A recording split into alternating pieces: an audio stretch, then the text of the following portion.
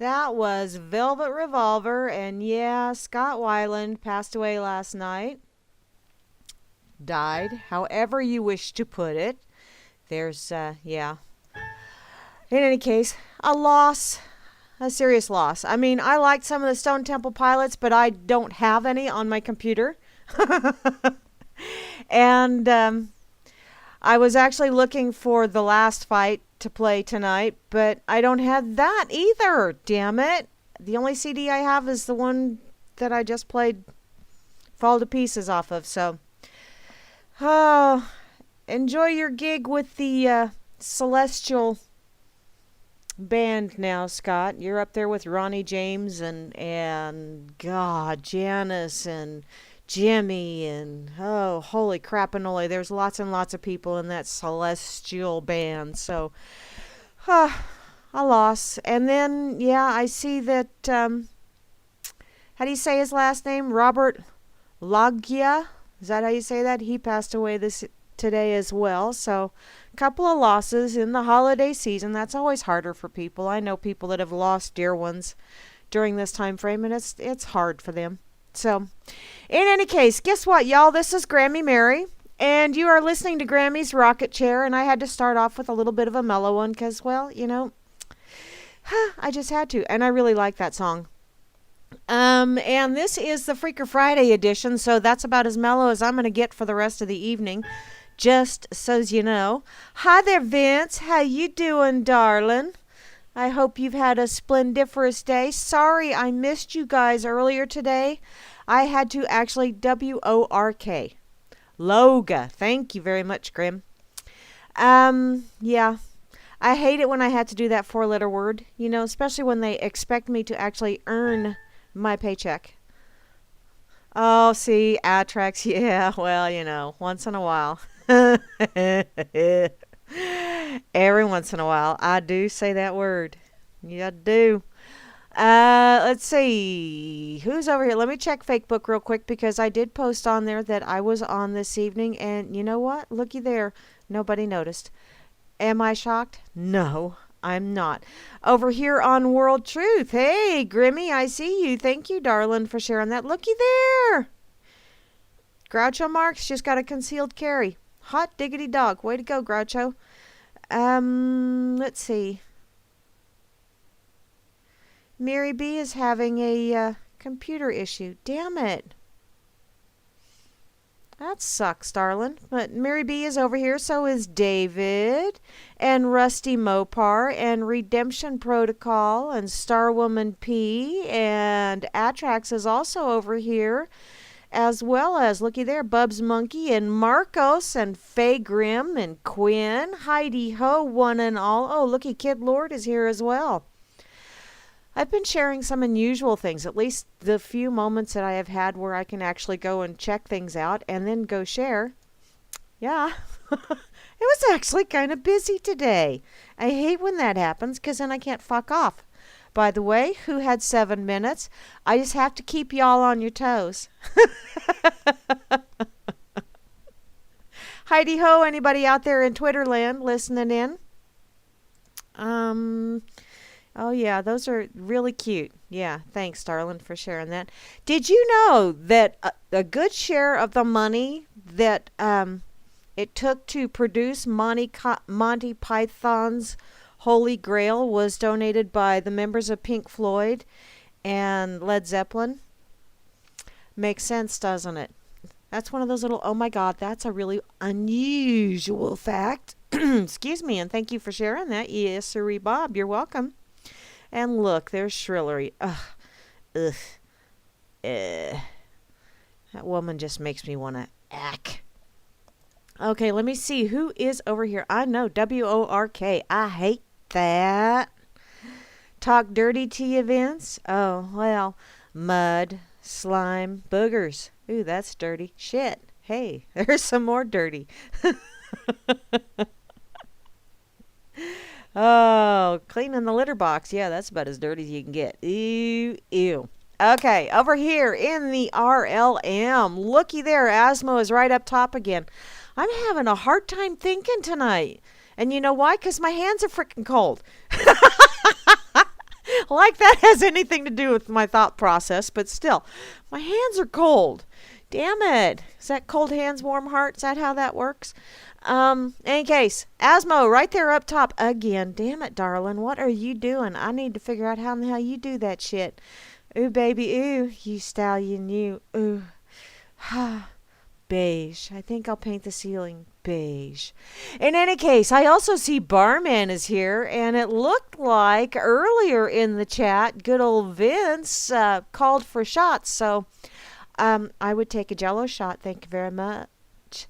I also see the lovely Beth Z is here, as well as Cowboy Tech. Hey, darling, are you hearing pleasant voices? I hope you are. Hope you haven't worked too hard. I also see Grimner and the lovely Moose Girl is here. They will be on later this evening with the Freakers Ball. So please stick around because, yeah, lots and lots of fun stuff all night long, all night. Yeah, woo woo. And yeah, I just had the image of what's his face from The Fifth Element just pop into my head. It's like, oh, good Lord. What? Wow, something really wrong with me, and I enjoy it. I also see the lovely Kate is here, as well as Rome's. Damn, can't breathe heavy this evening. Oh, well, that's okay. Can't do it all the time. I get out of breath, and then my brain don't work, and oh, wait, that's nothing new. I also see IB Don C is here, as well as Java Dr. 2, the new and improved version, and looky there, Beetle! Party dude! How's things? Ain't seen you for a while. There's Do You As I CR Bar Vince. Hi Vince. Oh, that's right. I'm supposed to talk dirty to you. I'll have to think of something really dirty. I also see Goybot is here. Goybot? You're a bot now? Holy crap. As well as Juana Taco. Ooh, sounds lovely, darling, but you know what? I have some homemade cheesy potato broccoli soup that's simmering on my stove. Actually, it's on a very low simmer because I don't want it to scorch while I'm on the radio. And I'm going to have some of that when I get done tonight. I also see Oslo is here, as well as Salvanur. Salvanur. Well, hello, Salvanur. You're a new one.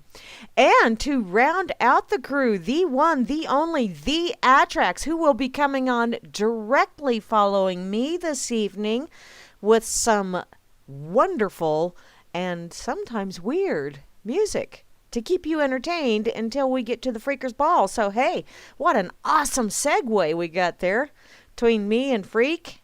Okay, no, there's no segue between me and Freak, is there? No, I don't think so. I want to love a taco. Oh.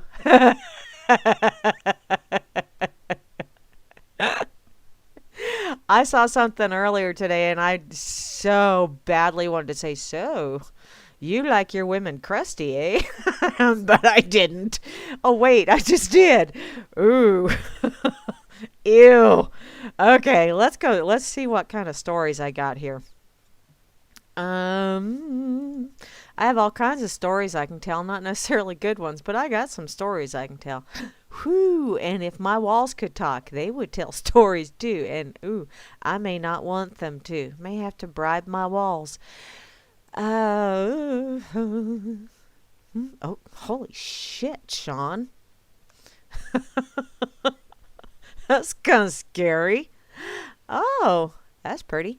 Okay, I'm scrolling. Yeah, see? Now, see, if you could see what I see, you'd be traumatized for life. That's all there is to it. I am going to look in my pocket real quick because I had some lovely things shared with me earlier.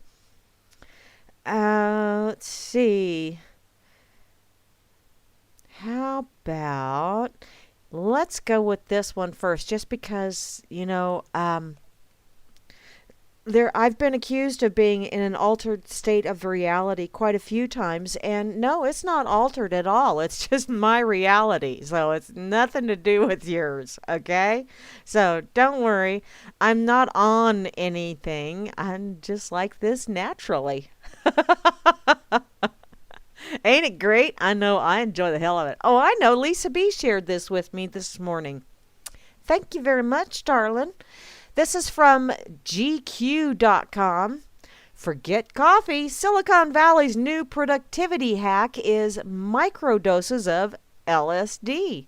And it's rainbows and butter and unicorns and stars upon thars, almost like sneetches on the beaches. Wow. Let's see. Butter coffee, Soylent, Adderall. It's clear at this point that the technological soothsayers of Silicon Valley are willing to cram all sorts of stuff down their pie holes in the name of ultimate productivity. And now, apparently, the Valley's denizens are beginning to experiment with an old friend, LSD. Woohoo! According to a story in this month's Rolling Stone, the few uber smart 20-somethings in San Francisco are taking microdoses of LSD, or about a tenth of the normal amount, as a healthy alternative to Adderall. The concept was popularized by psychologist and writer James Fadiman when he spoke about it during a 2011 conference. Blah, blah, blah, blah, blah. Yeah, if I can never get my tongue to function properly, I might actually be able to speak in a legible manner. For best results, he recommends microdosing every fourth day, taking the drug in the morning, and then sticking to your usual daily routine.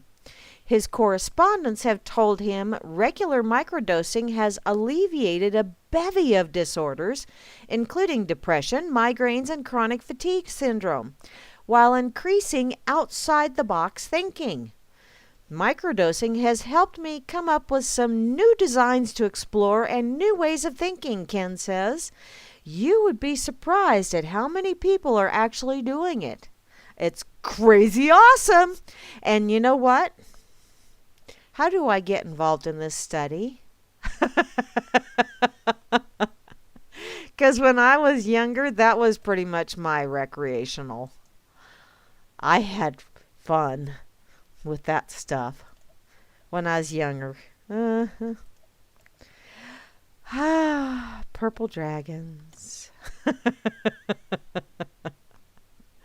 Brown gargle? Oh my lord, do I want to know? Do I really want to know, Vince? Oh!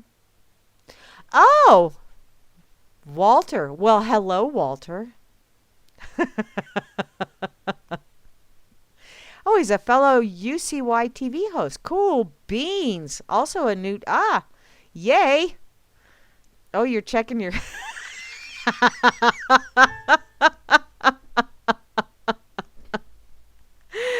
Oh, my goodness. Well, Vince, playing a little pocket pool there, are ya? Inquiring minds time. I got to take a peek here and see what this brown gargle is. Because the only brown gargle I know of is coffee. Cowboy coffee. What the hell? Come on. Show it to me, baby cakes. No, it's not wanting to... Well, suffer and succotash. Who knew? I don't know, Vince. Who knew? Damn it. All anyway. Okay. Did I share the... I'm such a spaz. Oh, the coffee that made the West. Oh, well, okay. Oh, you're so goofy, Vince.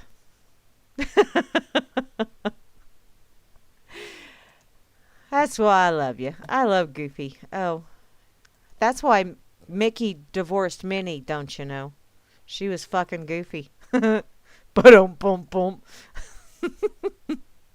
I know that's an old joke, but what the hell? Sometimes those old ones are the best ones. Okay. Let's see. What picture do I... I'll just do this one. Yeah.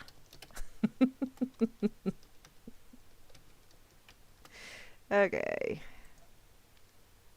Anybody chit-chatting over? Nope, nobody chit-chatting over here. Damn it, all to hell. What, people? Are you being entirely too quiet? I think so. Okay, let's go check this one out. I saw this over in the RLM chat just a little bit ago. And I'm thinking, yeah, I need one. This is from boardpanda.com. Company builds prefab hobbit houses in 3 days, and you can actually live there. Well, I'm short enough to be a hobbit, so hey, where do I sign up? Apparently, if you've ever wanted to live in the Middle Earth, embrace yourselves. Your geekiest dreams may be just one house away. Cool. Only we don't have hills where I live. Damn it. Guess I'll have to make a hill. A company called Green Magic Homes came up with the idea to build tiny prefabricated houses that look exactly like hobbit holes and can be assembled by 3 people in a few days' time. You know, actually thinking about this, making myself an artificial hill on one of my lots would be kind of cool, and I could grow my garden on top, and then I wouldn't have to go to the basement whenever a Dernator comes by. I could just be in my house and watch it go over. And go, damn it, it took my tomato plants. The Dernator took my tomato. I hate when that happens.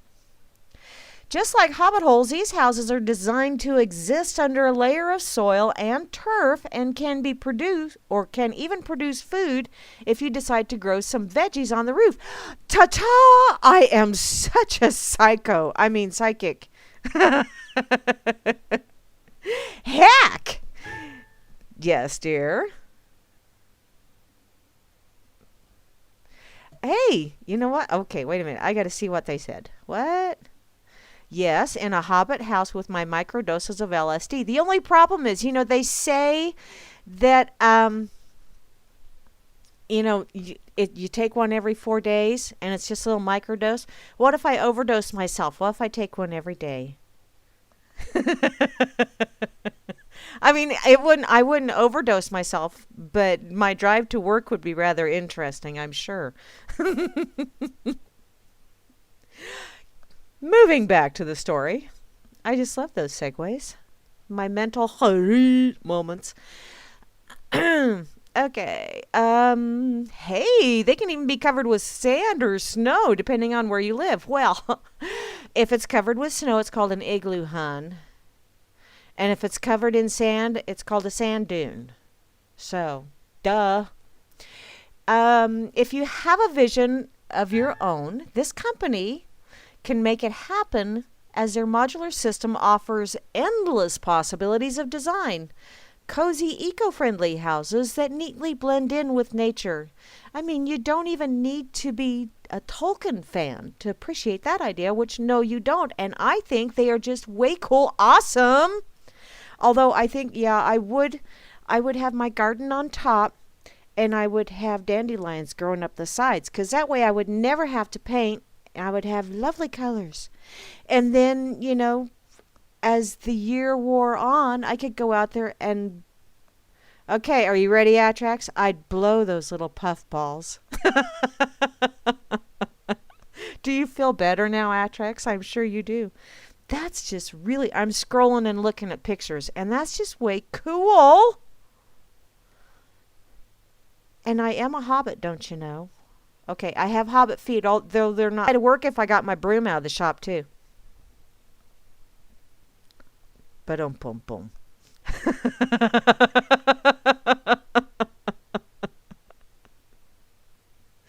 What? Okay, Grim. I gotta see this. Budweiser arrested for trespassing at Budweiser Brewery. What the hell? It's his brewery. It's like I always have people coming up to me. So, your name's Mary Kay, huh? Yeah.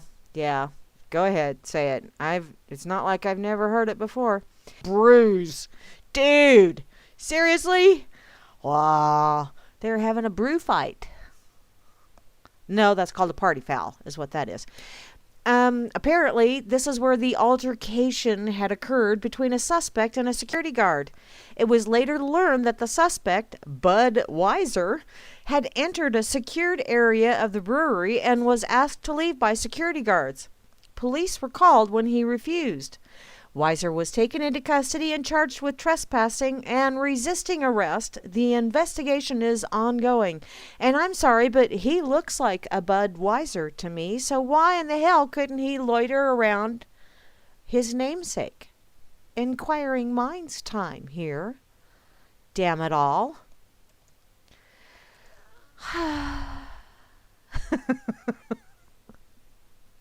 And I'll bet he looks like no, he doesn't look like he has an effervescent personality.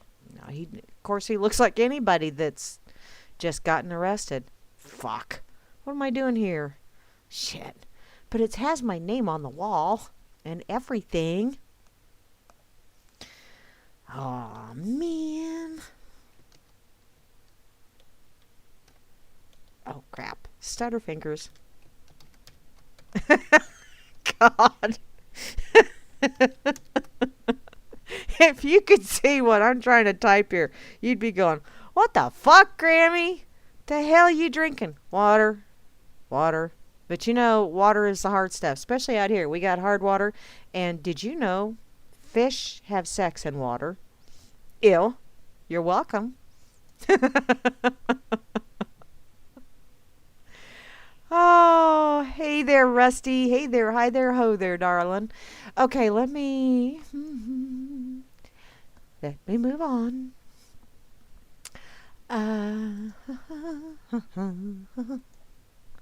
Okay, wow. I don't remember who shared this, but every time I go to my pocket, I keep seeing that four-letter word and thinking of Vince.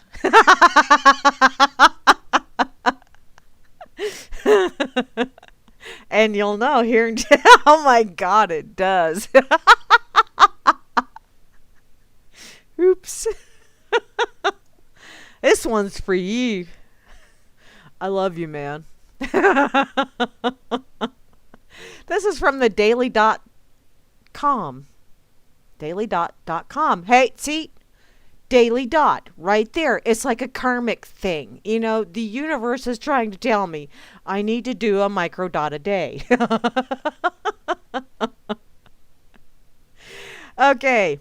Apparently, a restaurant serves a chicken finger that strongly resembles a dick. I pulled this out of my pocket, so. Oh, a Redditor had posted a picture of a chicken finger made at a restaurant where he works. And boy, does it look like a dick. It does. Or at least last time I saw one, my memory is fading, though. Obviously, in the age of the internet, there's always going to be pictures of stuff that looks like dicks.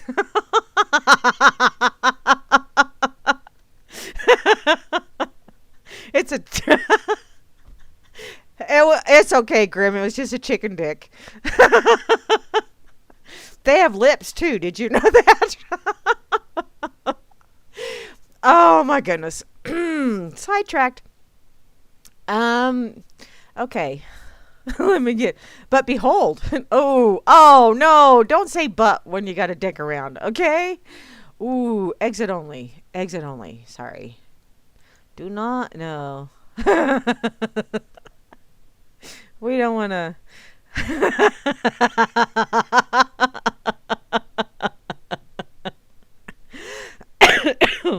Oh my goodness. Oh, see, I got all.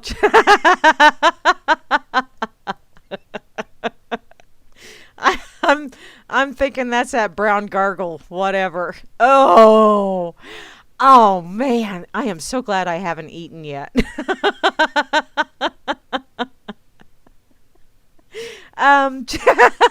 Oh, they have a Hemi pea.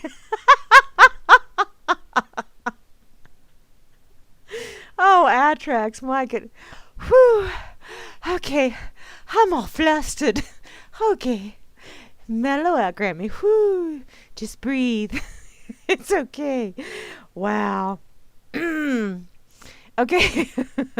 Yeah, you're not going to waste your time with some chicken finger that kind of looks like a dick. Let's be honest. This piece of chicken looks more like a dick than some dicks do. And they're going to dip it in red sauce. Ew. Oh, God.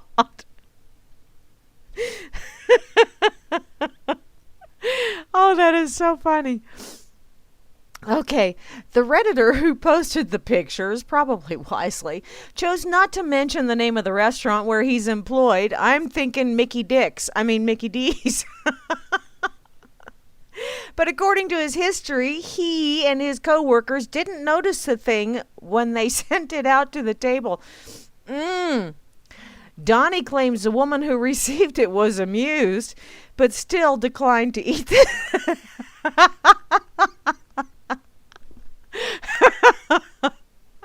She wasn't going to eat it. Damn it, you really expect me to put that thing in my mouth. Oh well, apparently it was sent back to the kitchen. I don't blame you, darling. I don't want no crusty dick neither.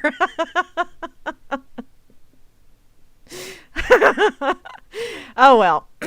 It was sent back to the kitchen where it was photographed, nicknamed the Buffalo Dickenfinger, and thrown away. What? No, you could have sold that on eBay. Somebody would have bought that and said it was finger licking good.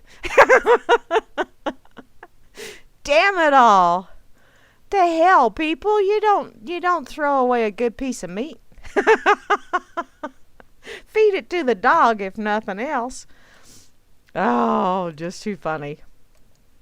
Now my eyes are leaking and my nose is dripping. As if you needed to know that. I just had to share. Oh my goodness. Okay.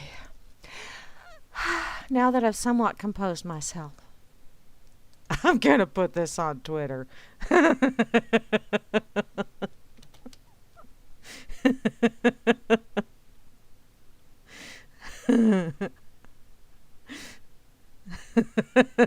Oh God, I'm trying to think of what I want to say though with it. I mean, I gotta. Okay. I'm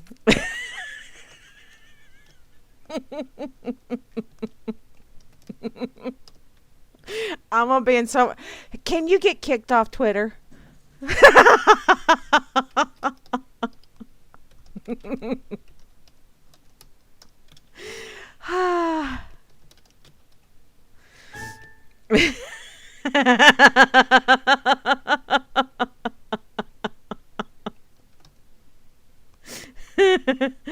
Who, me? Oh, damn it all. Oh, that's just too funny. Um.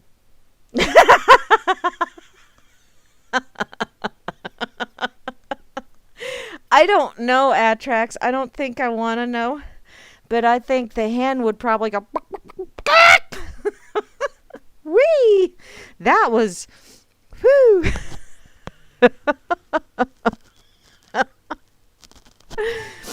Okay. Oh, I can?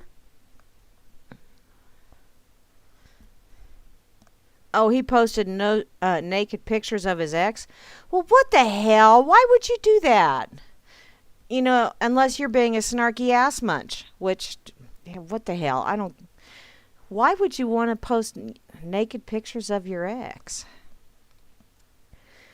I don't get it. Of course, I don't get it why anybody wants to post naked pictures on the internet, because it's like, really? Seriously? You want to have that evidence floating around the world so that like 30, 40 years from now, that thing will pop up on somebody's feed? Ew, ew.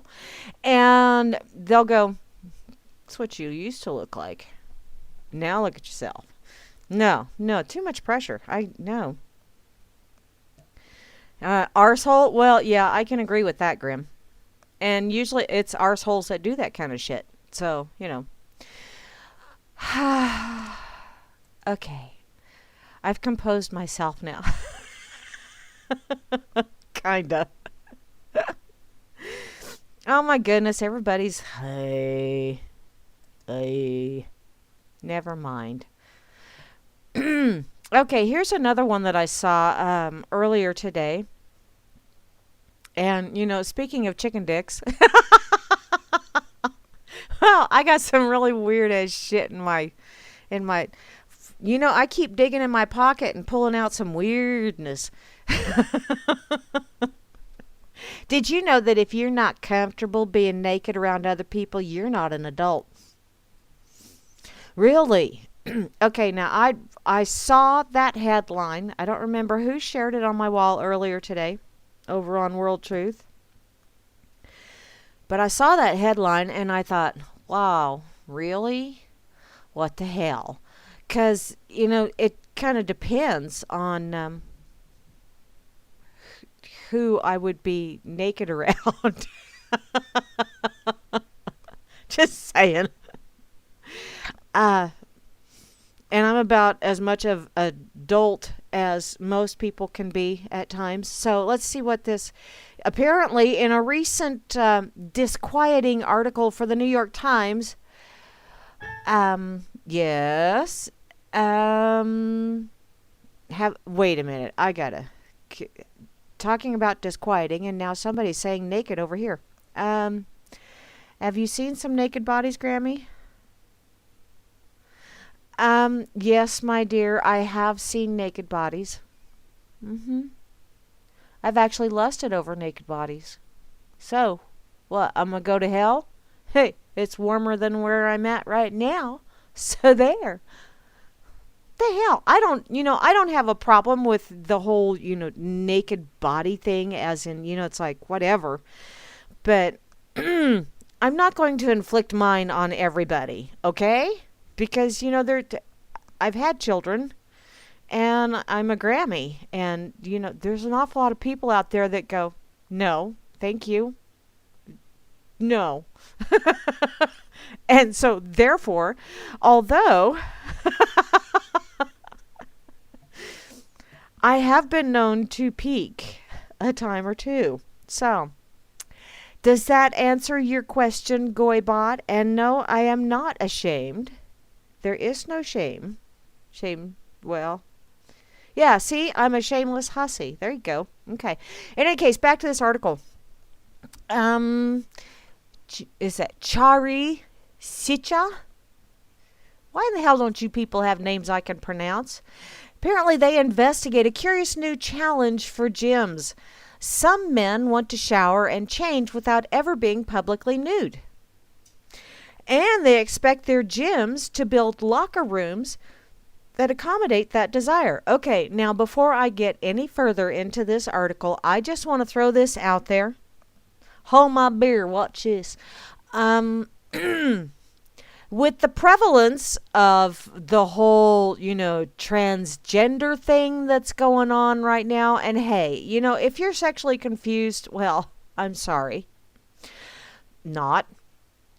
But, you got transgenderism, you got all of these people saying, no, they should be communal bathrooms. And, I really can't say as I blame them.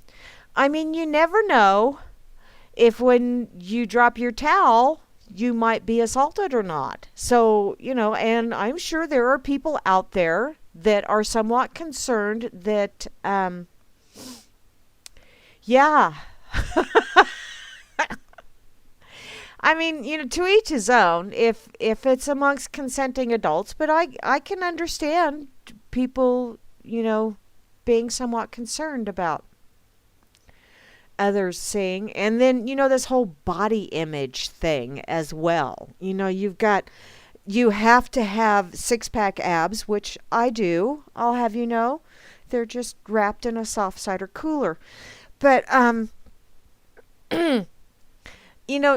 everybody says, everybody's talking about everybody's body type and this and that. And so, yeah, you got people that are self-conscious.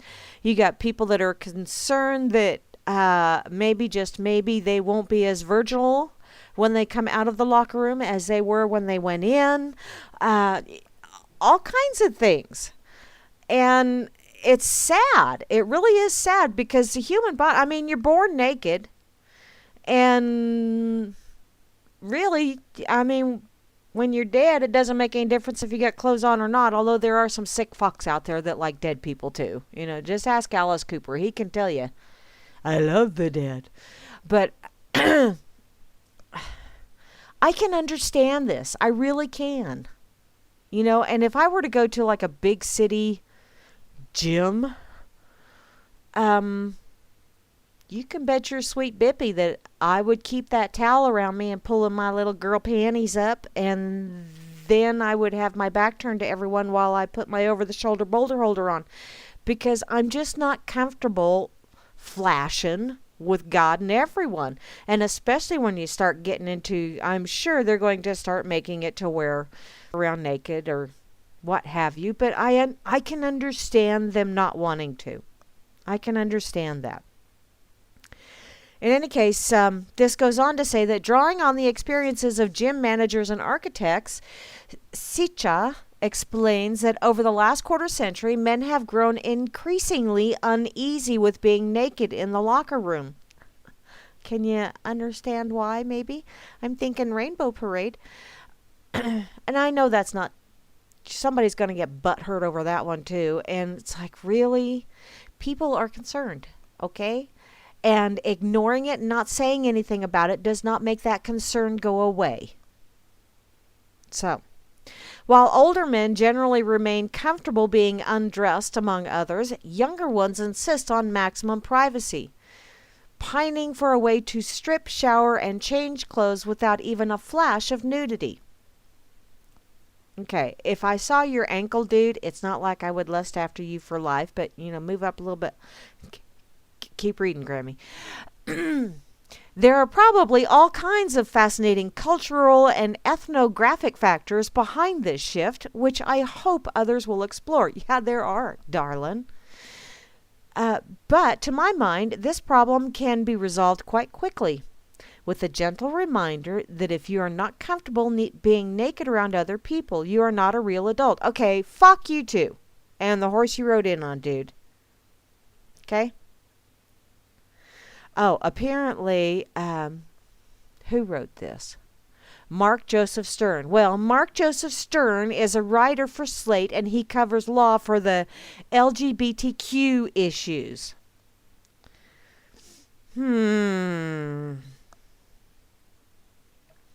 I don't think I need to say anything else about that.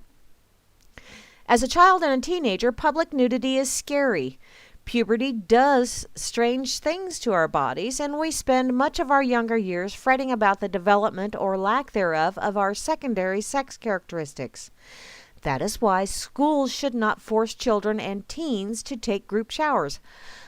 I don't think force should be used for anything, dumbass. The practice fosters anxiety and bullying and deprives children of some bodily autonomy. It makes good sense to encourage teens to grow comfortable with their changing bodies in private.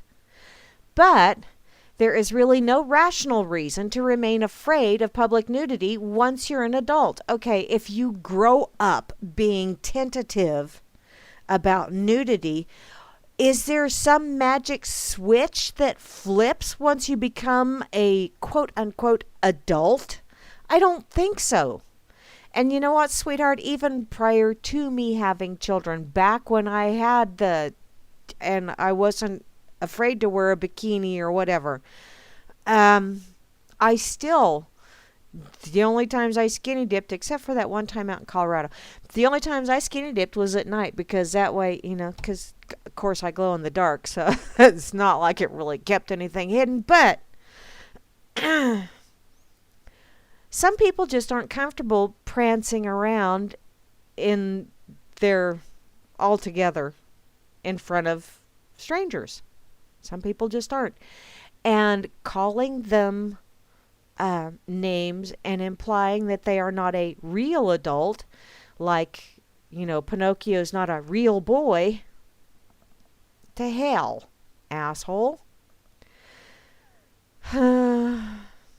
Apparently, he goes on to say your body looks more or less like everyone else's, especially everyone else of the same sex. Which, okay, now that you've said that, darling, I have asked multiple men, so what's the deal with boobs? Okay, guys?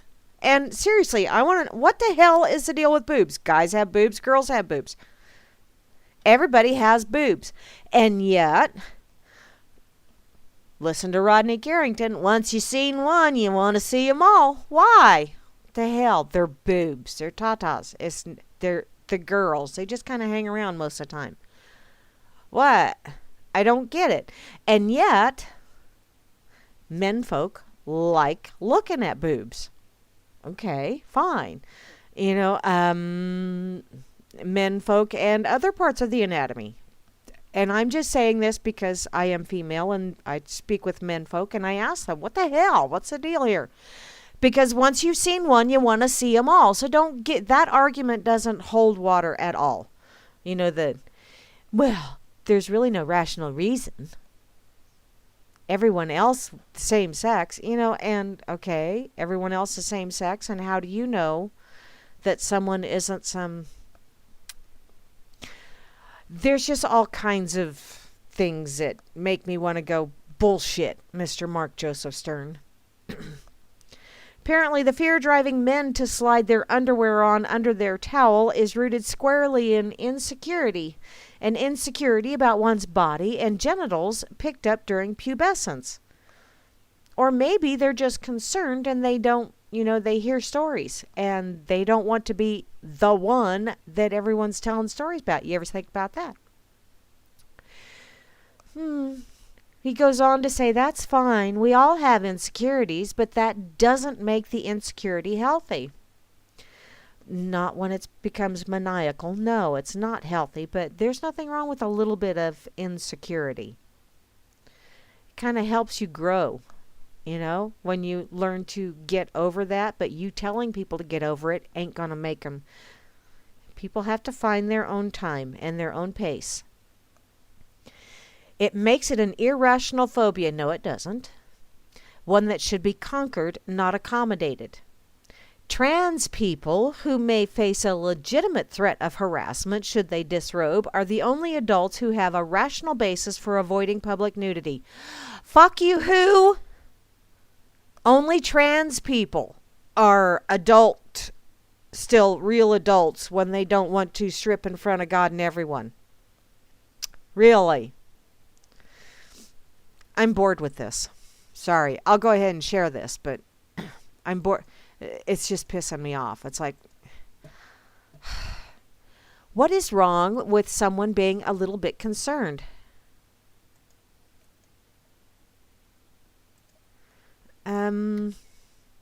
Oh, goy, you're naked now? Well, I'm so happy for you that you feel great.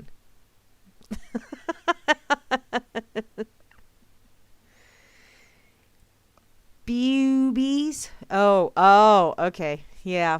Y'all are just weird. I don't see what the deal is. I mean, we've got them, you've got them, and I've actually seen quite a few memes that are quite comical of little old lady and little old man where they're standing out there on the beach and both of them are topless and they both look the frickin' same. And the guy's like, Ethel, put your top on. And she looks at him like, why? I don't look any different than you do. Memories like the corner of my mind. Colored memories. Colored memories. Colored memories. Does that mean there's different flavors? I don't think so.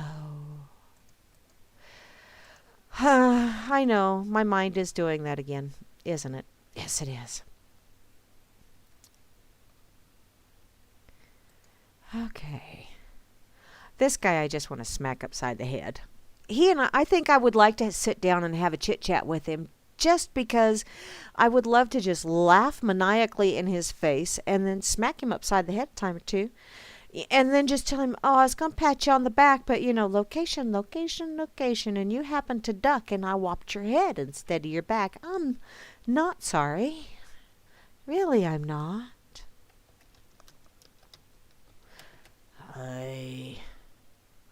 If people are uncomfortable undressing around others, fine. If they're comfortable undressing around others, fine. But you know what? When you do it in public, when you got a trench coat on, it's called public indecency. And you can go to jail for that shit. Hi, Doc. Hi, Quinn. Did I say hey to you, Faye Grimm, already? Hey again if I haven't, or if I did, or what? Yeah. What? Oh, no. Rusty Mopar says Mickey Loeb was caught, too. That sucks. I mean, they were just... It's just not right. What? Do I... Hi, upside the head.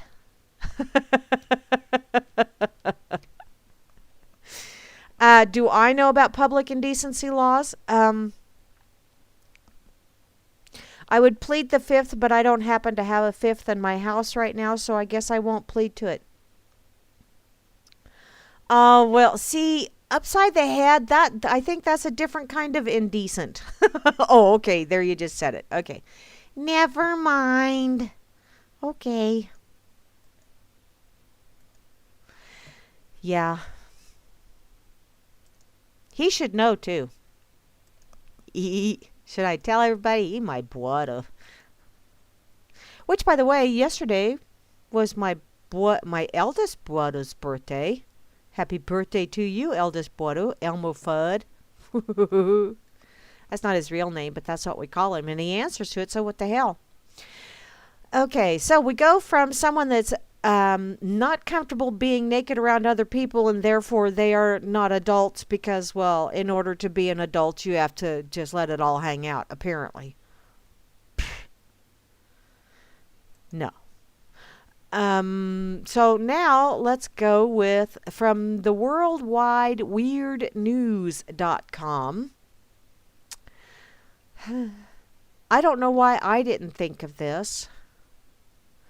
Because if I would have done, something along these lines, then it would have enjoyed me putting on weight. Apparently a man marries pizza pie because he is in love with it and it will never betray him. Okay. A man in Russia made a statement about his love for pizza by marrying a pie at a pizzeria. The 22-year-old man of Tomsky, who was not identified, revealed that since his friends always complained about their partners, he decided to take a different path. The pizza lover was fed up with being lonely and decided to marry. The man said that since he loves pizza and he never had a bad experience with it, he decided to marry a pie. The man held a wedding ceremony in a small pizzeria near his home. So, does that pizza have anchovies? I'm just curious. Employees at the shop crafted a specialized marriage certificate for the man and his bride. Oh, there's so many things going through my head right now, and I'm not going to say any of them. No, I'm not going to allow myself. Apparently, the man was dressed in his best suit while the bride was wearing a pretty veil on a pizza box. I thought it was a rather cheesy ceremony myself. It's unknown how the man consummated the marriage. Oh, my God. I don't want to know. I really don't. No. Ew. Because, ooh. Yes, what was that?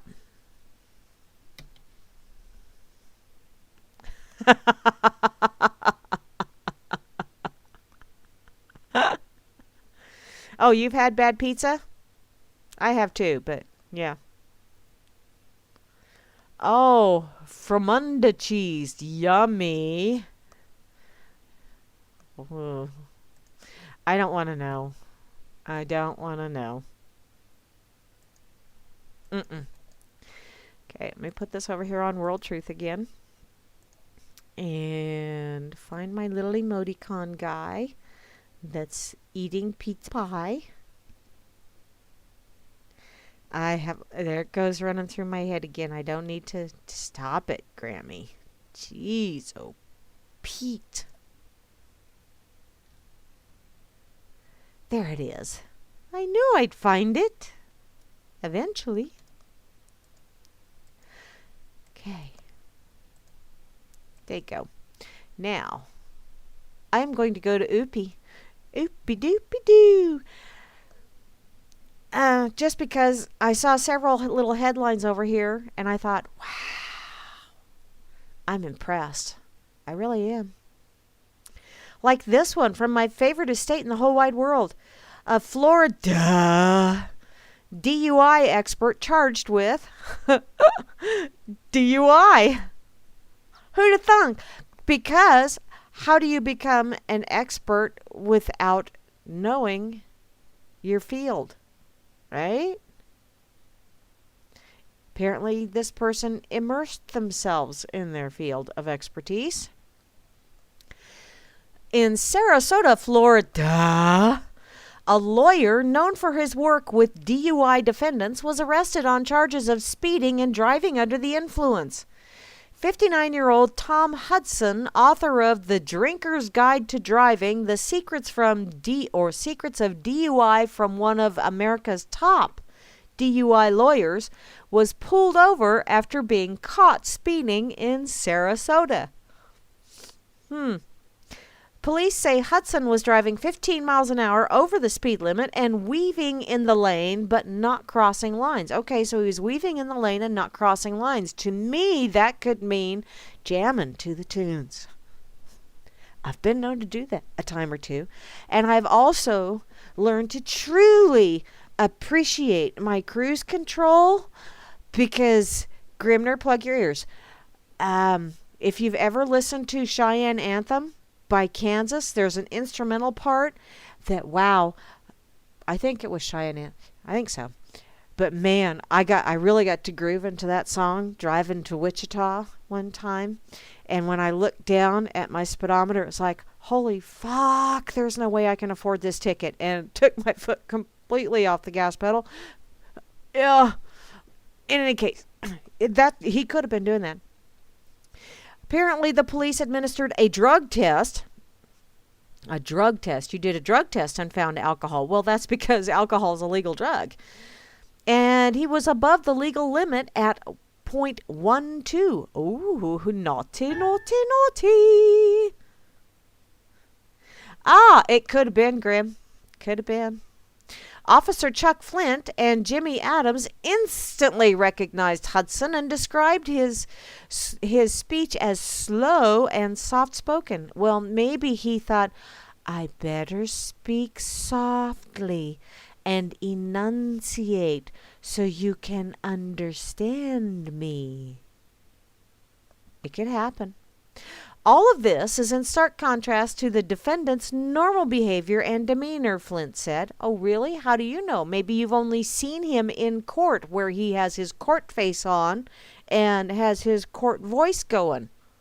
But maybe in real life he does speak softly and slowly. Huh? Don't you know? Hudson admitted to having a drink at a local bar and was arrested after refusing to participate in a field sobriety test. Because, if you don't participate in those things, you automatically get arrested. Also, I believe in the state of Kansas, if you don't participate or do the breathalyzer or the blood test, whether you are drunk or not, you lose your license for 6 months. How do I know this? Because I used to be municipal court clerk many, many moons ago when that was passed into law. And we had a lot of people that got to go through municipal court and find out that they got a 6-month suspension on their driver's license because they thought, no, I don't have to. I can just refuse it. Guess what? Your ever so lovely representatives decided to make it illegal for you to refuse to incriminate yourself, even if you weren't incriminating yourself. Isn't that sweet? You're right, it's not. Apparently, once in police custody, Hudson agreed to breath and blood tests which showed his alcohol level above the legal limit of 0.08. Hudson told the Sarasota Herald Tribune that the experience of being subjected to these tests, which he had himself challenged in court, made it easier for him to sympathize with his clients. I can tell you this, it's been an eye-opening experience to see what my clients have been through for the past 15 years. Wow, you've had clients going through that for 15 years? Dude, maybe they need to get into rehab. Or are we just talking about your 15 years of experience with drunk clients and not clients that have been doing it for 15 years? You know, there's a difference. It's amazing what a difference how you say something. I don't know. I don't know, Vince. Although, if you have just had a beverage, breathing that, doing that in the breathalyzer will register high if you have just had one or just finished one. But actually having it show in your blood at that, of course, different people, okay, the word was there and now it's gone. And I'd say it's on the tip of my tongue, but no, it was right there at the back of my eyeballs and then it ran out and it's gone. Metabolize, there you go. People metabolize alcohol differently. I know some people that are fairly good-sized people that one drink and they're sloppy drunk. And I know other people that are teeny tiny skinny things that can drink and drink and drink all night and never be drunk. I don't know if it's a metabolism thing or if they're just really good at not looking drunk. I don't know. Oh, well, isn't that awesome? I'm so glad, Atrax. See, the universe works in amazing ways. And it is synchronicity, not the Police song. Although I need to look and see if I have that somewhere in my music stash. I might have to play that just for shits and giggles. One of these times. Okay, did I? No, I didn't. I know, I'm talking to myself. And you're just listening in. What's that make you? Crazy. Okay. Uh-oh. Rusty commented on the naked thing. Do I want to know what Rusty said? Maybe not. Rusty snored through that one. Okay. Yeah, it was kind of a snorer. I mean, well, isn't it? Whatever. Okay. While that is refreshing, it's refreshing, I tell you. I'm going to go back to Oopie because I did see several headlines over there that I thought, wow, this is really cool. Did you know that at the Toledo Zoo, an orangutan was mesmerized by cell phone primate videos? Not unlike many other primates that seem to think they aren't primates, they aren't animals. I am a man. I am a human being. You're a primate. Okay? You're a mammal. You're a primate. And you are equally mesmerized by your freaking cell phone / iPad / computer / whatever the fuck. If you'd look up from that and actually see there's real people in the world and converse with them, it's really strange. Your fingers don't get tired or nothing. Although your jaw might, but yeah. Okay, seeing as how we had a DUI lawyer get busted, how would you like to have your car bust ya? Oh yeah, everybody knows there's smart boxes in cars and all that other fun stuff. And seeing as how I work at a Chevrolet dealership, OnStar will rat your ass out. Yes, it will. It will also save your ass if you're in an accident. There's good and bad with every little bit of technology. But here's one. A car's automated assistance snitched on a hit and run suspect. Well, do I feel bad about that? No. But the really cool thing is it happened in Port St. Lucie, Florida. That place is just overachieving with vehicular stuff, ain't it? Police in Florida said a hit-and-run suspect was arrested after she was ratted out by an unusual informant. Her own car.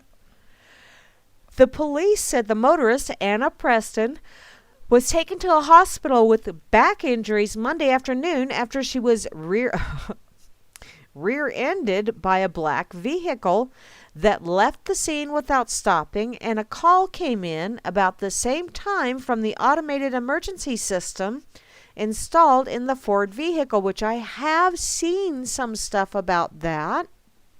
Seeing as how I do work in the automotive industry, I've seen the new toys that are out there that are akin to OnStar that you can purchase and plug in.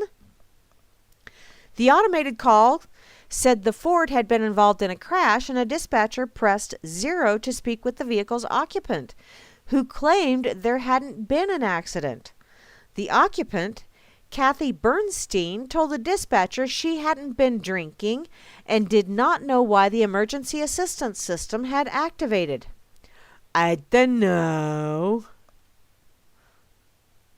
Police visited Bernstein's home, where they discovered her vehicle had extensive front-end damage, a deployed airbag, and remnants of silver paint that matched Preston's car.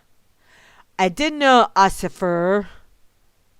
Apparently, Bernstein initially claimed to have struck a tree, but eventually admitted to rear-ending Preston's vehicle and fleeing the scene.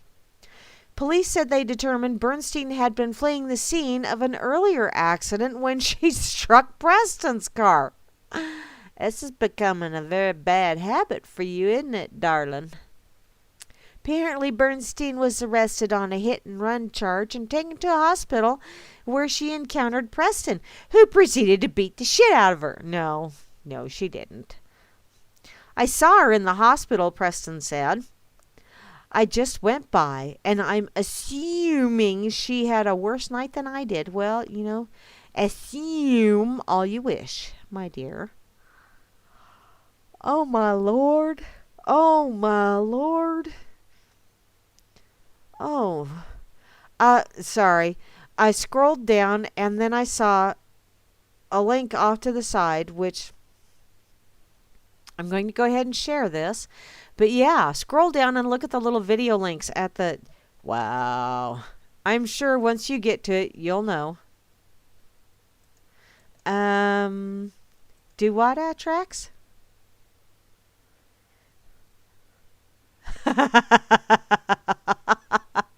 Rear-ended by a black vehicle. I had not thought of it like that, darling. It's a two-wheeler if it is. Oh, those links are squirrels? Ah, okay. Well, they're squirrely. They're messing with my wee little brain. Okay, it doesn't take much to do that. See Avatar? No, I really don't want to see Avatar, hun. That was one of those movies that I never really had. I mean, it was like, okay, a planet of nothing but large, skinny Smurfs. Kind of like, a lot of those movies where they say, oh, but it's critically acclaimed. Like Dances with Wolves. No, I thought it sucked. Of course, Ishtar was not critically acclaimed, and that one sucked as well, but... Oh, I didn't? Thank you, Goy. Yeah, anytime something is critically acclaimed, I usually steer clear from it, because once I see critically acclaimed, I think, this one's going to suck, or I'm not going to like it, because, I like dorky movies. I like Monty Python type movies. Or little kids movies, because, well, about the same mental range. But, wow. Oops. Yeah. Okay, where's that at? There it is. There it is. See, I knew it was really close. I bet you're wondering what I'm talking about. Well, if you were over on World Truth, you'd know.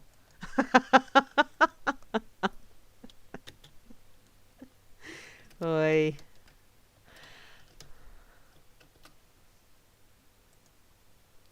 So, Goy, I gotta ask you, is oy vey really?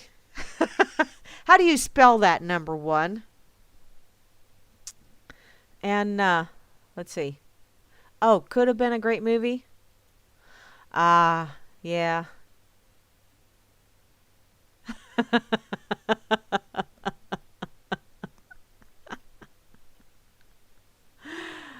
Oy, oy, oy, oy. Okay. Let's see. What? Oh, yeah. Upside the head, I hadn't really thought of it like that, but that's true. It seems that, yeah, all movies would be great if their stories didn't suck, or the acting didn't suck, or the directing didn't suck. There's always something that sucks. That's why you always hear that noise.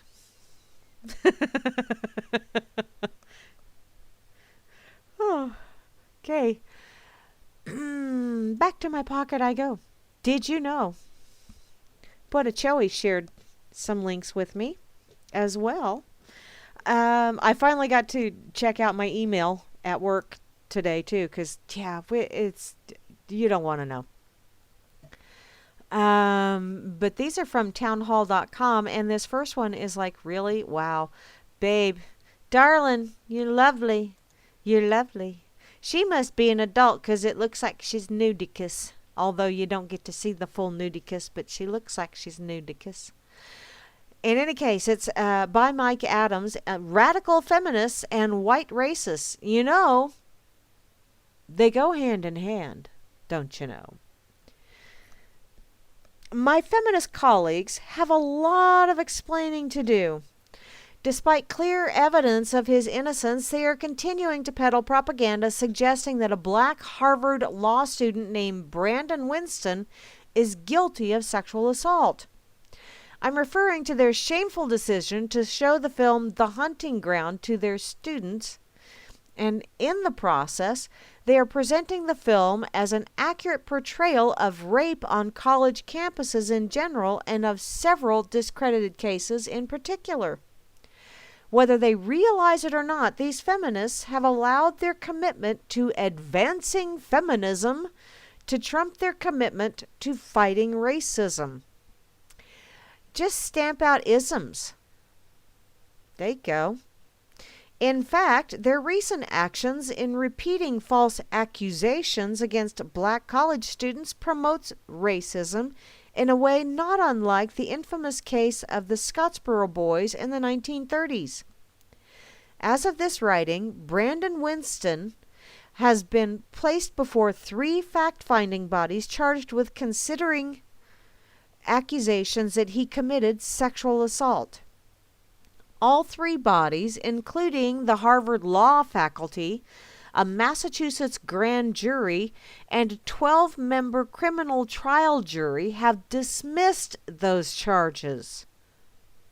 What part of dismissed do you not get? Oh, they dissed a miss. That's why the feminists are getting in here. Don't be dissing no misses here. I have woman parts. Hear them roar. Honey, if your woman parts are roaring, those are called queefs, and you probably ought to see someone about that. Just saying. Meanwhile, his accuser, spit it out, his accuser, Kamala Willingham, has become a celebrity simply by leveling false accusations against Wilson. She was given an opportunity to go in front of the Massachusetts grand jury and provide extensive testimony against Winston, but afterwards he was only indicted on 2 counts of indecent assault and battery, which is not sexual assault, against Willingham's friend. At trial, Winston was acquitted on both of those charges. It is noteworthy that at Winston's trial, he was only found guilty of an incidental misdemeanor, which was not a sexual assault. That conviction came only after the jury was deadlocked for 3 days, yet he continues to be prosecuted in classrooms all across America. Sadly, feminists masquerading as experts in sociology, criminology, and so-called social justice often lead the prosecutions. I'm thinking it's not prosecution, it's persecution, hon.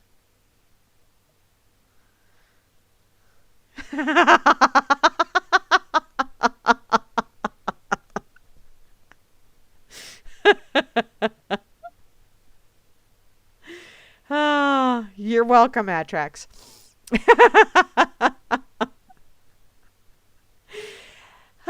Sadder still, CNN has advertised the hunting ground with a press package which mentions the fact that a jury convicted Winston for a misdemeanor non-sexual assault.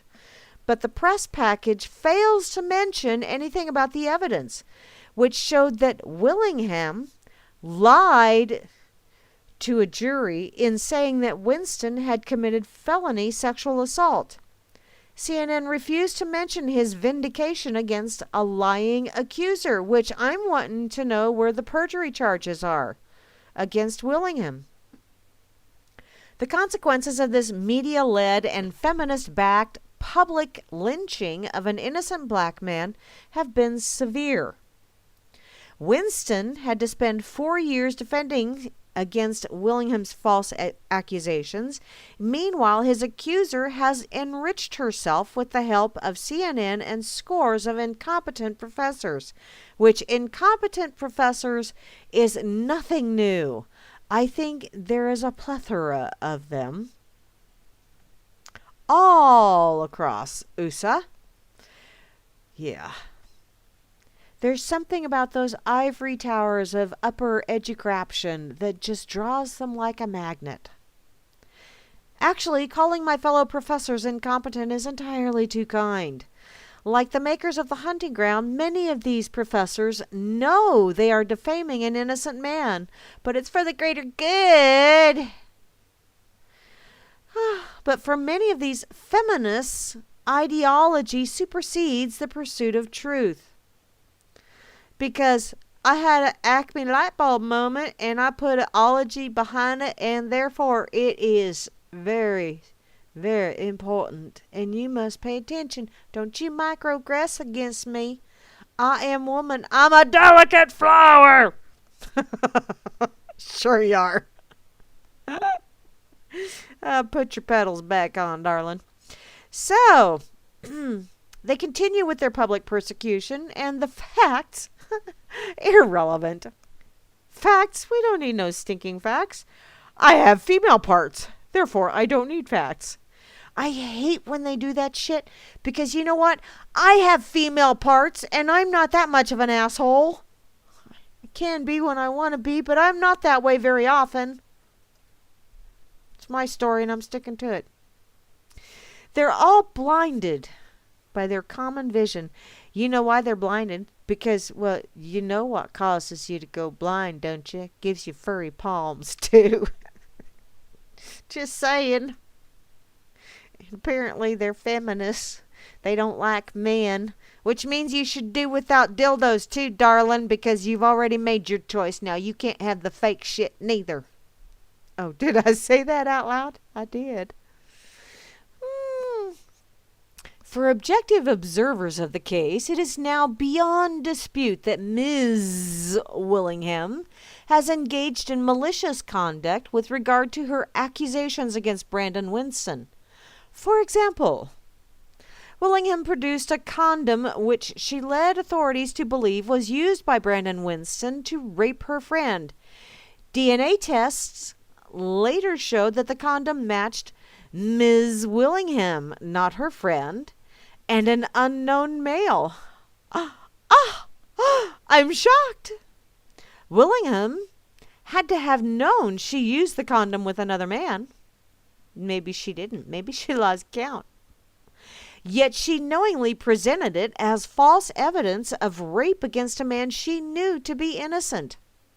This alone warrants bringing criminal charges against Willingham, which, yeah, filing a false police report. Duh. Ding, ding, ding, ding. Also, Ms. Willingham also falsely accused Brandon Winston of drugging her. However, the only evidence of drugs involved in the night in question was that Willingham herself illegally possessed, used, and distributed cocaine to her friends. Ah, she likes a little of the nose candy. Well, darling, never tried that stuff.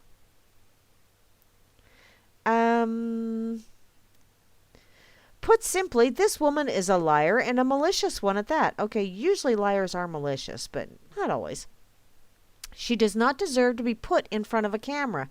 She deserves to be put behind bars. Yeah, I'm thinking an extended stay at the Gray Bar Hilton in one of those lovely orange jumpsuits. I think that would be such a good look for her.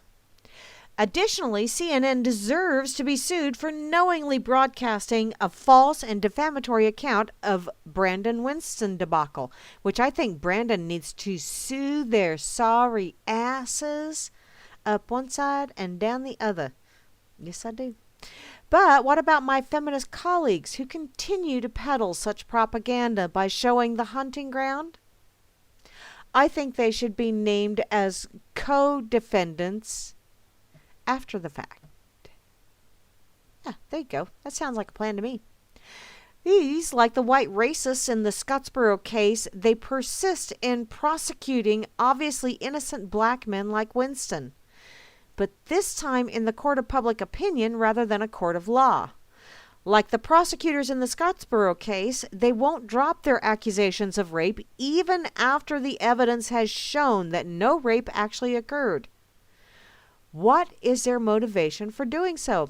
I'm thinking 15 seconds of fame. Yes. I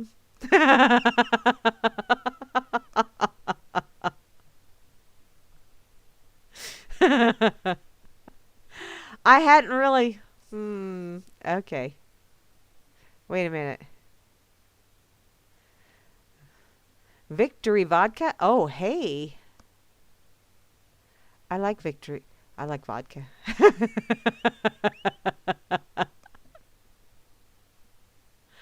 Oh, shit. Okay, thanks, Graham. I totally did not make that connection.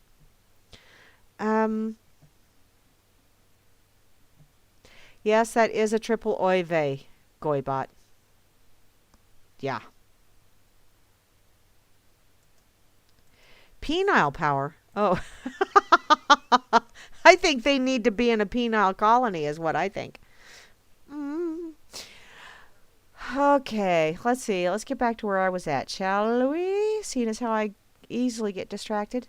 Okay, it goes on to say, in the Scottsboro boys case, the jury convicted 8 innocent black men because they wanted to send a larger social message in order to keep black men in their place.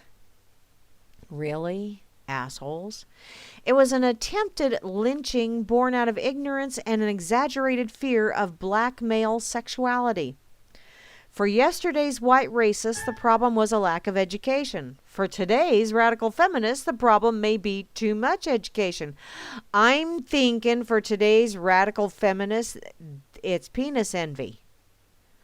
They are jealous that they don't have a dick, and so therefore they're going around acting like dicks. Normally I would say you are what you eat, but obviously if you're a feminist... Oh, wait, no, maybe that's lesbian, I'm thinking. Never mind. Oh,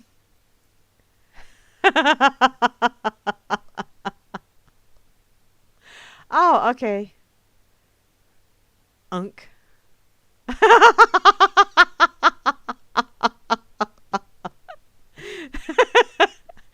Vance, you're so... Oh, my goodness. Dang it. Hey, who's Burron? Burron. Or did maybe my blood fall out? Did my blood... Oh, that sounded wrong. No, my vote is still here. So, who's on?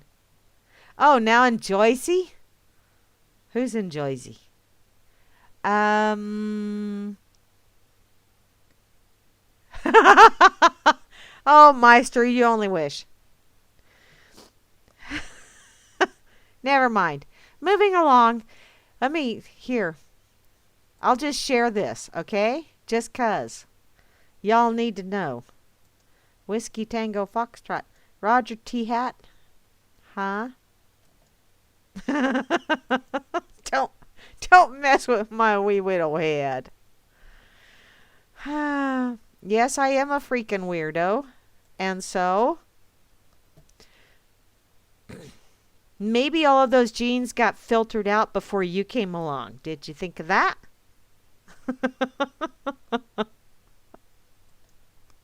Or maybe I just enjoy being a freaking weirdo too. That is a distinct possibility. Hey, frickin' feminists. They give us wemans a bad name. Damn it. Oh, look, I have notification. Darwin, how you doing, sweetheart? Long time no see. Uh-oh. Uh-oh. Rusty, did you change your profile? Are you a flamer now, darling?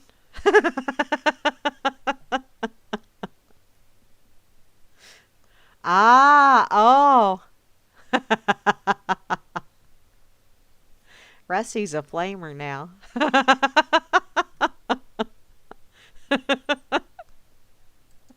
I'm so easily entertained. What can I say? Okay. I'm going to go back and dig around in my pocket a little more. By the way, I only have about a half an hour left to go, so I better get this. Now I can't say anything without thinking a double entendre kind of shit. Okay. I better get this in before I forget. Yeah. Damn. Shut up, Vince. Young man, I'm going to have to deal with you later. In any case, please be. Yes, we're losing, darn. Uh-oh. Am I cutting out? Let me check. Nope, my stream is still steady. Okay. I only have about a half an hour to go yet, so please stick around because ad tracks will be coming on right after me. No, I'm not drinking, darling. It's water, honest to God, but it's the hard stuff. It's been one of those days, okay? In any case, please stick around because right after me, Atrax is following me. I feel like he's a stalker. He will be on playing, oh man, my mind is just shut up while you're behind, Grammy. Good Lord. Atrax will be playing some terrific tunage, some turpulicious, some whatever. Something that has to do with LSD when I get off the radio. And then directly following Atrax will be Grimner and a Moose Girl with a Freaker's Ball. So please stick around. Now, I am not done yet because I have a couple more articles here, but I'm getting a little overheated. It's like, is it hot in here or is it me? Whew. Oh my goodness. And it's not even summertime. I'm feeling a bit warm. Okay, here we go. Here's another one from townhall.com. San Francisco is Needle City. So, you have the LSD shit, which is, just little microdotty things. Oh, Roms, where'd you go? Terpsichore.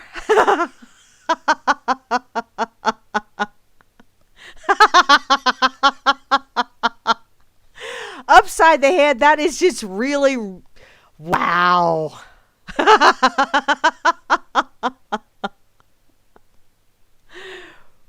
Okay. Yes, I'm mentally on a hit of acid right now. It's okay. It's all good. Whew. Okay. Apparently in 196 or how about I rewind that, okay? In 1997, I went to a needle exchange in San Francisco to see firsthand how the harm reduction program prevented the spread of HIV among addicts. Exchange staff offered vitamins, treatment for sores, and referrals to kick the habit. Addicts handed over carefully bundled needles in a one dirty for one clean exchange. Okay, I just really don't get that whole needle thing because I absolutely abhor needles. Yes, I said abhor. There, get it out of your system. I do not like needles. Frickin' little pricks. They're always causing pain and drawing blood. In any case, users apparently participated, or the user participation demonstrated that they had not given up on themselves. Bravo, darling. I'm glad you had not given up on yourself, but oh my goodness. Really? Ugh. Just the thought of a needle coming close to my I get the heebie-jeebies. I can't, whenever they draw blood on me, I have to look the other way. Now I don't have a problem, if I see blood or something like that, I don't get all queasy until after everything's tended to and the blood has stopped because I had kids and they were accident prone. Goofballs. Jeez, oh Pete. Bicycles without helmets, that kind of shit. I know I was a bad mother. In any case, that was a long time ago. Wow, how can people do needles? What? No. Oh, Grim, I hope you're blowing smoke up my ass. That's it. Wow. Ew. Okay, apparently this needle program began with good intentions. I'm moving along. And in the 1990s, addicts often shared needles and HIV, which, the Pioneer program promised, say that 3 times fast, to save lives and make users responsible for syringe disposal. Little did I know that over 2 decades later in San Francisco and other U.S. cities, needle exchange would morph into syringe access. Yippee skippy. Am I thrilled by this? No, I'm not. Under the new order, San Francisco Department of Public Health spokeswoman Rachel Kagan explained, you don't need a needle to get a needle. Users who show up at a syringe access center can get a starter kit of 20... What the fuck? If they want more than 20 needles, they have to present used needles. I walked into a nearby facility and walked away with my own starter kit in a discreet brown paper bag. Talk about fucking enablers, and yet you are the same goddamn people that say, pot's a gateway drug. Okay, pot, marijuana, whatever wacky weed, killer demon weed, whatever you want to call it, is not a fucking gateway drug, but, oh hey, if you need needles, come on down. We'll give you a starter kit. How fucked up is that? Something that's good for you, something that actually has health benefits. Yeah, that's illegal, and they'll throw your sorry ass in jail for that shit. But if you come in, if you want to have more than 20 needles, you got to bring us some used ones, okay? God, that world is so fucked up. San Francisco now asks users to leave their discarded syringes in drop boxes at public toilets, pharmacies, and clinics. I got a Sharps disposal box with my needle kit. Oh, I'm so happy. Look! I'm so excited. I got a Sharps disposal box with my needle kit. And you can too. I'm thinking this could be the next ShamWow commercial. Alas, there's another oft-used disposal venue, city streets and sidewalks. So if you walk around the city, then you've seen the used needles because they don't have to bring them in to get new ones now, apparently. Not only are they druggies and shooting up and all this other fun shit, which I feel bad for people that are doing that shit, and I feel bad that they even thought they had to go there in the first place. But that was their choice, and then they perpetuate, and now the state is, wow.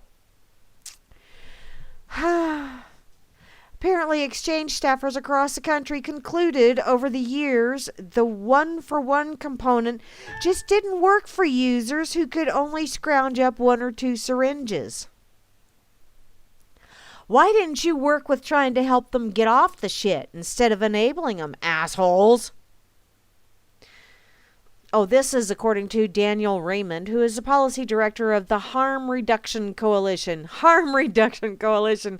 Is that like any other governmental agency and it means exactly the opposite of what it says?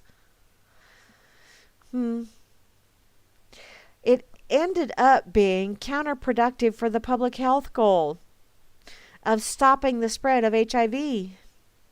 Some centers stop requiring a one-for-one trade. Even without the requirement, Raymond said, users bringing in dirty needles at a rate of 80% or 90%, even more than 100% at the centers. Access, not exchange, is now considered the best practice. Wow. Just wow. Yeah. Okay. I'll see you later, Grimmy. Thanks. Let's see. San Francisco gave away 2.4 million syringes last year. That's your tax dollars at work there, people. Don't you feel special? It's not clear that the Access program is responsible for the record number of resident complaints about needle litter. I can't see why one thing would have anything to do with the other. But then, the switch from exchange to access occurred without public debate or an airing of possible consequences. Having sold the public on needle exchange, advocates unilaterally moved to a model that doesn't ask junkies to do something as basic as pick up after yourselves. So, they're junkies and litter bugs. Yippee-yi-yay. And you know what? Used to be you even got fined for littering. Apparently now it's no big frickin' deal so long as it's needles or syringes. With its goal of making self-destructive behavior less destructive. I'm still trying to figure that one out. Harm reduction always has been a dicey proposition. To work, programs must not enable more risky behavior than they prevent.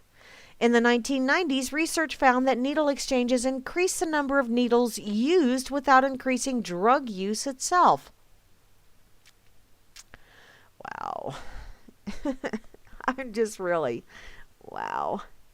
This is just another way to rob your ass blind and enable, and yeah, it's all part of the diabolical plan. With record complaints about dirty needles, it seems as if, in a bid to protect the most destructive elements in society, because they're delicate flowers, don't you know, San Francisco has put everyone's health at risk by eliminating the exchange half of the bargain because, well, you know, you're a heartless crud if you don't want to help these poor druggy people, I'm thinking the best way to help them is to help them get off the shit as opposed to enabling them, asshole. Apparently, according to Mayor Ed Lee's office, they sent a statement that noted that the mayor is relying on the public health experts about how to best distribute needles to prevent the transmission of fatal diseases. It's immaterial that, yeah, you got the distribution part taken care of, but you don't have the collection part covered. So, in distributing the needles, you're trying to prevent transmission of fatal diseases, and yet you don't collect them after they have been used, which is when they are more liable to transmit fatal diseases because they've been used. And wow. I know. Stop it, Grammy. Don't be trying to use any of that logic shit. That'll just scare them. Apparently, Lee knows needle litter is a problem and has staff working on how to pick up used needles faster. They have formed a committee, and right now they're discussing their options. But they've decided that one of the options is they best form a subcommittee because, yeah, government. In short, taxpayers get to fund needle giveaways for habitual offenders, pay to clean up after them, and learn to navigate a landscape with needle litter in a cause of public health. You know, where's that Indian chief that had the tear going down his cheek in those "Please Don't Litter" commercials? Dude, I'm thinking he wouldn't be standing there crying now. No, I'm thinking he'd have, yeah, I'm thinking Warpath is what I'm thinking.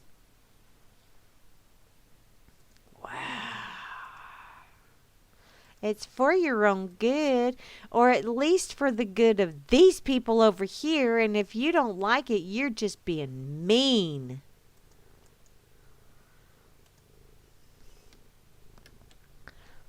Oh. What? Old needles make great target practice?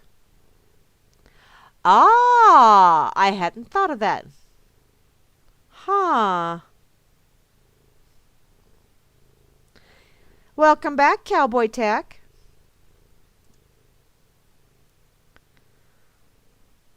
Yes. Hi, Bobby. I got all choked up for a second there. I know, Rascal. Are you trying to help me? I'm almost done, baby girl. My kitty cat's wanting to help again. Okay, let me put this over here on World Truth real fast. Ouch. Ouch. You need to stop with the claws, little girl. I am not a pincushion. Hi there, Pam. Oh, looky, it's Columbo. I love Columbo. I wish I could get away with the whole rumpled look. Oh, wait, I do. And why do I get away with it? Because I don't give a shit. That's why. It's like, whoosh. Okay. This one's going for the big kahuna on, yeah. Now, I am going to go back to, ouch, UPI. Gosh darn it, baby girl, you got to get down. Your claws are sharp. Owie. Okay. Gents, this one is for you. Just because I had talked about it earlier in my show, and, well, here you go. From UPI, the Go Topless Pride Parade in New York City. It's part of a worldwide Go Topless Day campaign in New York City on August 23rd, and it's been legal for women to go topless in New York City since 1992. I did not know that. Wow. Apparently. Well, Oopie, why did you have this? Okay, never mind. I'm just going to go there anyway. Apparently, participants are moved down the parade route at the Go Topless Pride Parade as part of the worldwide Go Topless Day campaign. The parade heads from Columbus Circle to Bryant Park, and it's been legal for women to be topless since 1992. So, okay. And there's lots and lots of comments here, and I'm not going to read those comments. I was really expecting something a little bit longer than this, but ooh, wow. And look, in the Go Topless Parade, there is a guy wearing a bra. Wow. It just, yeah. What? A Real Liberty Media Daily? Cool. Thank you, barman.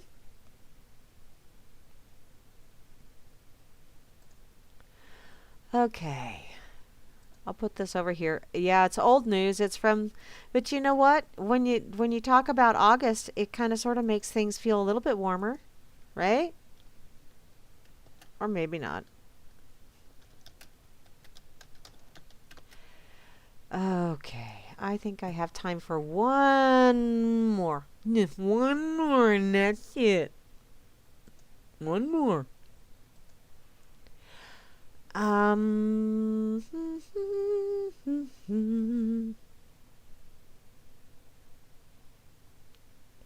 Okay, I did that one, did that one, did that one.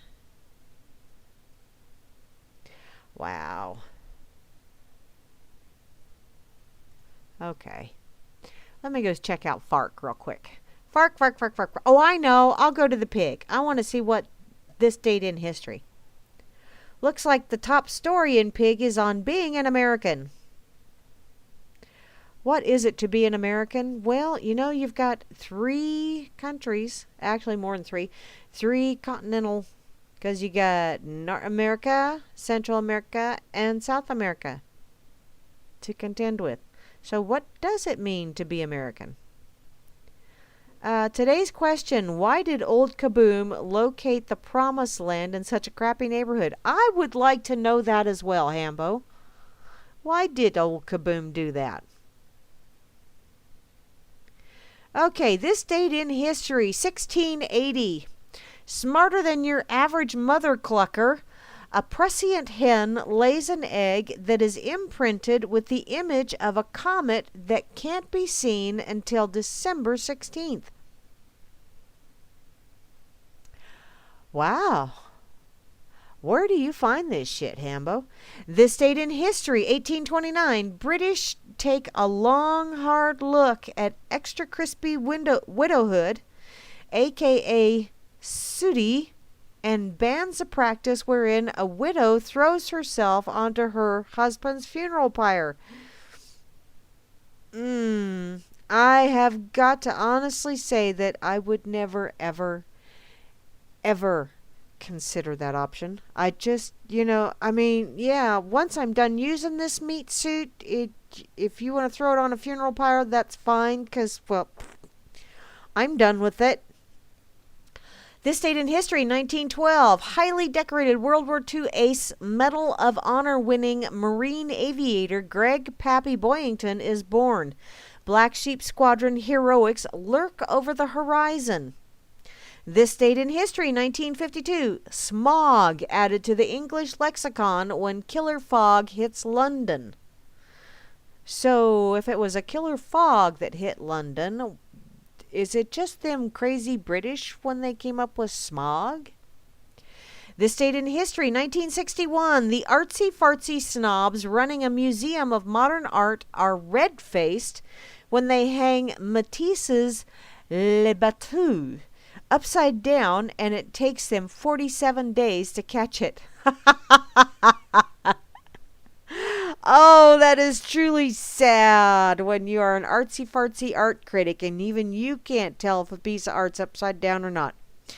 I tell you what, all of you artistes out there, I want to see somebody paint a picture of a polar bear lost in a blizzard.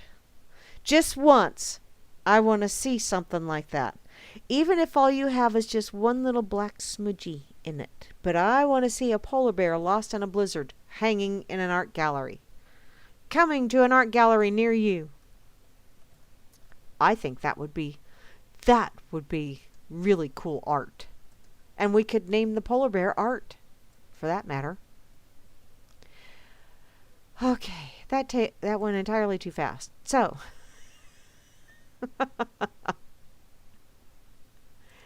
I am going to have to go to Farkles. Farkle, fark, fark, fark, Ferdy, fark, and Fanny, fark, and fall in Farkle, farks. Under Fark's asinine category, the struggling U.S. Postal Service improves customer relations by deciding it cannot deliver newspapers containing cannabis ads. Meanwhile, young people ask, what are newspapers and what is Postal Service? Meanwhile, back at the ranch, our Postal Service out here decided to be ever so efficient, so now even the mail that is in-town mail has to go out of state before it can come back in town.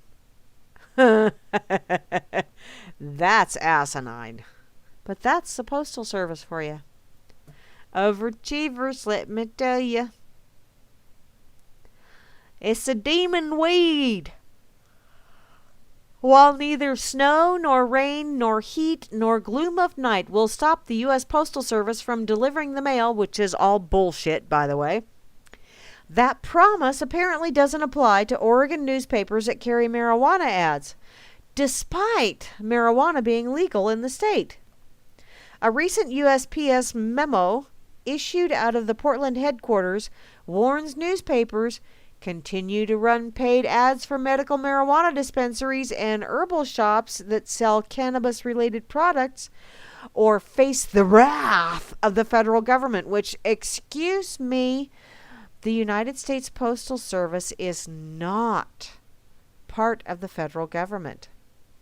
For those of you that did not know, they have a contract with the federal government to deliver mail. They have a lease with them that gets renewed every 99 years. How do I know this? Because I have an uncle that retired from the U.S. Postal Service. I also work with someone who retired from the U.S. Postal Service. Both of them had been in there for quite some time. One of them was assistant postmaster. So I'm thinking they would probably know that no, their paychecks did not come from the federal government. It is a completely separate and privately owned entity that has a contract to deliver mail with the federal government. Put that in your pipe and smoke it. And that edict also underscores the growing struggle created by conflicting state and federal laws on legalized marijuana. Through popular ballot initiatives, Oregon legalized